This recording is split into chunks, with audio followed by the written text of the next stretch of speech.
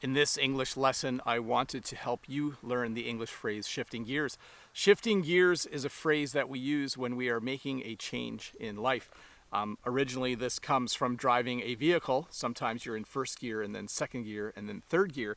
But we've now started to use this to describe when we make a change in life. Maybe you are a doctor and you decide after years of being a doctor that you don't want to be a doctor anymore, that you want to be someone who teaches other people to be doctors. So we could say that you are shifting gears. You are making a change in your life. Maybe you are in school and you're studying to be an auto mechanic, and you decide that you no longer want to study to be an auto mechanic.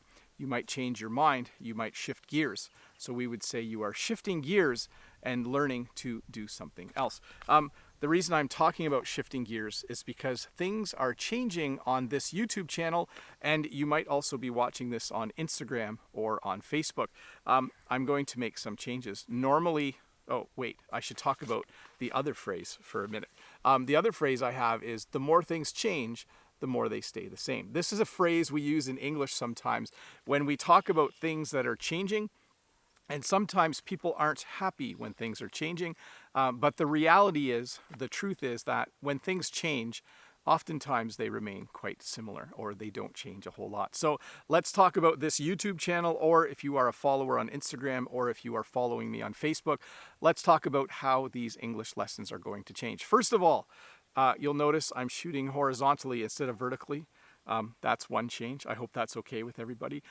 The first 2 minutes of the video every day, Monday, Tuesday, Thursday, Friday, will be exactly the same. I will teach you English phrases, English idioms, and English sayings. So nothing will change there. There will be the same number of videos.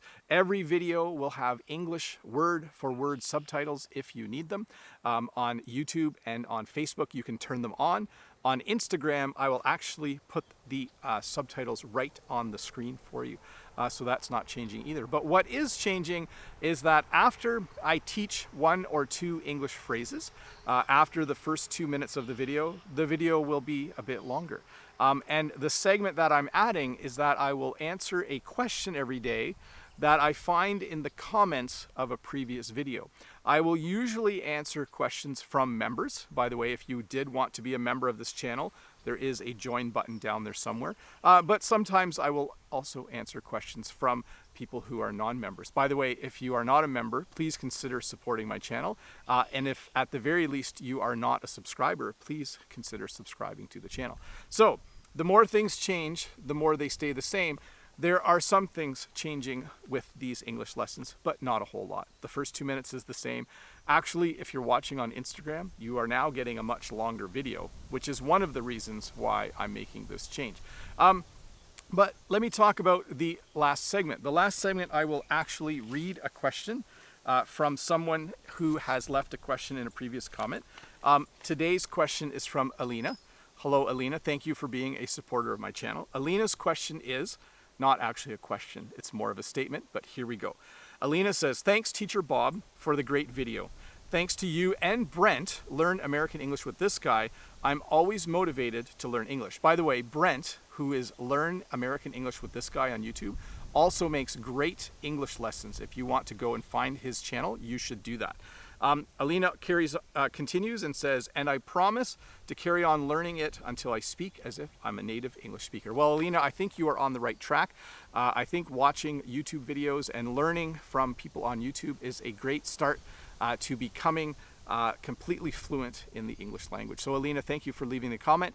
Again, please leave comments below and I will look at them in future videos. I will only do one a day though, because I just can't answer all of the questions. I do want to have these lessons still be somewhat short. Speaking of length, it is now almost 4 minutes into the video.